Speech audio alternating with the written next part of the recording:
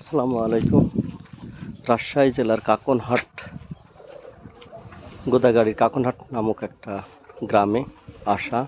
এখানে যে গ্রামীণ পরিবেশ, যে গরু একটা বাড়িতে, খামার নয়, মানে বাড়িতে ঘরোয়া পরিবেশে গরু, যে মাটির দোতলা বাড়ি, এবং দোতলা বাড়ির চতুর্কূলে দেখেন কবুতর বা পায়রা, হ্যাঁ কবুতর বসবাসের পরিবেশ তৈরি করা। এই যে হাড়িতে কবুতরগুলা দেখতে পাচ্ছেন, কত চমৎকার ভিউ এবং কত আনন্দদায়ক। এ দেখেন আরেকটা দোতলা বাড়ি। এই দোতলা বাড়ি আবার রেলিং দিয়ে, বাঁশের রেলিং দিয়ে বেলকনি করা। এই যে চমৎকার ভিউ। মাটির দোতলা বাড়ি, মাটির দোতলা বাড়িতে কবুতর।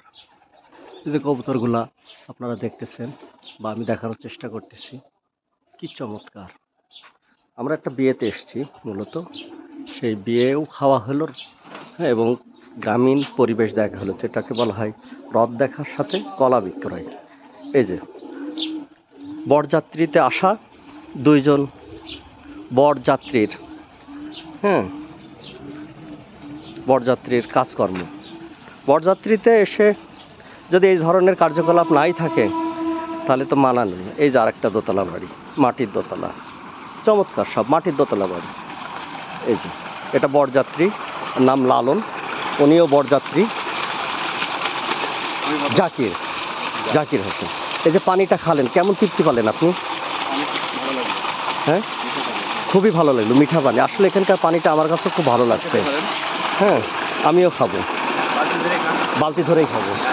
এই তোমরা এই পানি কি করবা, বালতি ধরে খাওয়ার জন্য? ও গুড, আমিও খাবো, বুঝছেন? তাহলে আমি খাই, আপনি আমাকে ভিডিও ধারণ করেন। অবশ্যই অবশ্যই, চমৎকার। এই পানিটা আমরা একটা গোসল করতাম। আমাদের তুইন ভাই এখন পানি খাচ্ছে, সেই নলকূপের পানি। ওকে, থ্যাংক ইউ, আল্লাহ নিয়ামত। কেটে দেন।